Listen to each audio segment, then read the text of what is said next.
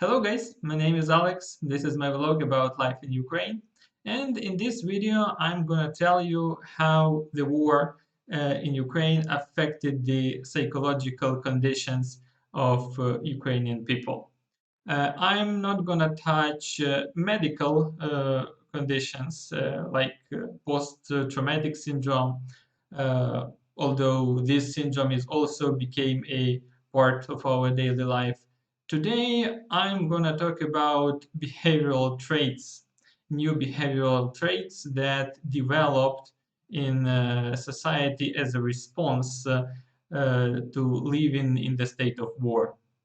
The first trait, the first tendency I noticed, I called it more empathy but more sleaze. As you may know, in stressful situations, people tend to reveal the major traits of their character, both good ones and bad ones. And living in a state of war is exactly this kind of situations. First of all, charity. In a poor country, in a quite individualistic society, people who had barely donated a dollar during their life started donating thousands. I personally, I'm acquainted with a person who donated a cash equivalent of middle-range car to charity. I'm acquainted with another person who donated, or at least they claim they donated 3/4 of their monthly salary for a few months to charity. Yeah, here I should probably mention that this charity is quite specific. 90% of people donate to military purposes, to buying some stuff for the army of Ukraine. And only some people, a minority, donates to refugees or some other victims of this war. But anyway, in terms of generosity, it's a miracle. Another thing that has grown tremendously as the result of the war is kindness. Kindness and tactfulness. I've never heard so many please and thank you in my life as I did in the first weeks of the war. People who live in apartment buildings started getting acquainted with their neighbors, which again is not typical for our society. People started offering help to strangers, especially to elderly ones, with buying groceries or other household chores. So the point I'm trying to make is that back then, in the beginning of the war, the level of empathy was unprecedented, and it remains very high even today. But not everyone reacted to the disaster in this way. There were also many people who tried to exploit the situation in their own advantage.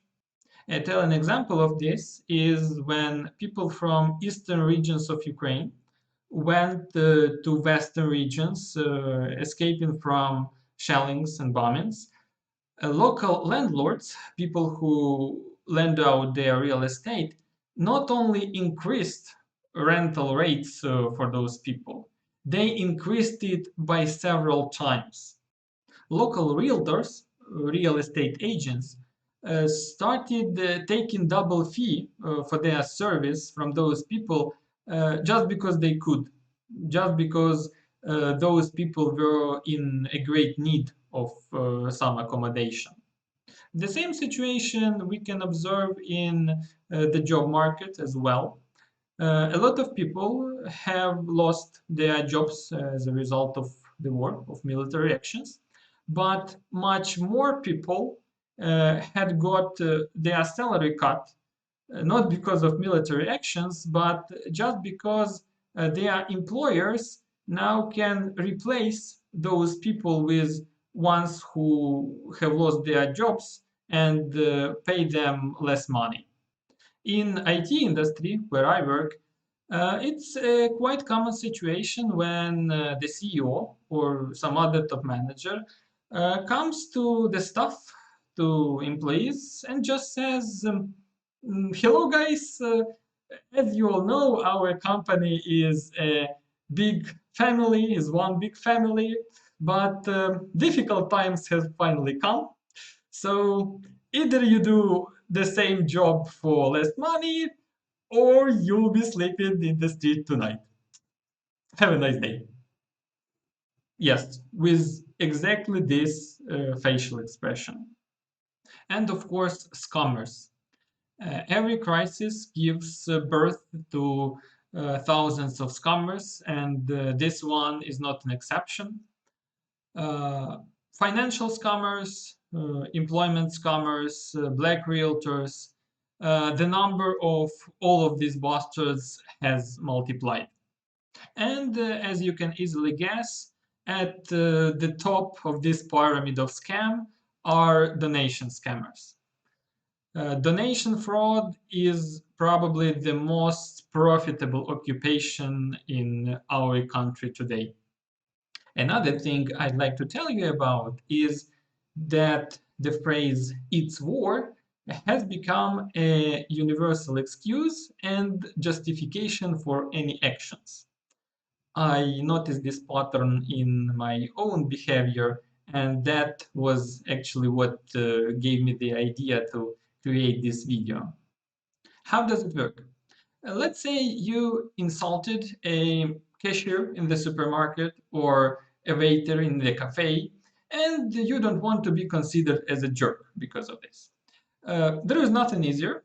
You just say, "Oh, sorry, I'm a little nervous today because, it's war in our country," and that's it. You, after saying this, you are completely forgiven and allowed to insult people further. Another example, let's say you borrowed money from your friend. It's quite common in our country, borrowing money from friends. You borrowed money and don't want to pay it back. Again, there is nothing easier. You just approach your friend and say, "Hello, dude. I remember I owe you money, but it's war in our country, so wait a little bit longer." That's it. The matter is settled, and your friend has no reason to uh, demand that from you. Why does it work this way? First of all, because it's war in our country, indeed, and it's a real force majeure.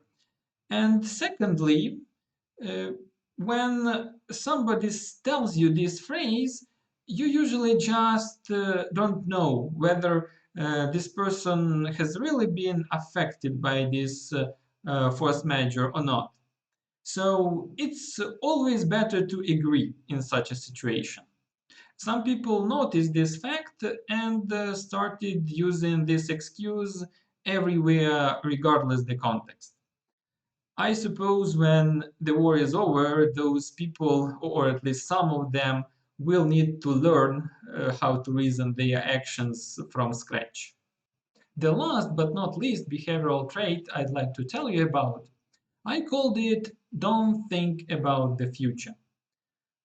It reminds me a movie, a Hollywood movie, Don't Look Up, in which a comet threatened to destroy the entire Earth, but because of politicians and media, people just hadn't paid attention to it until it was too late.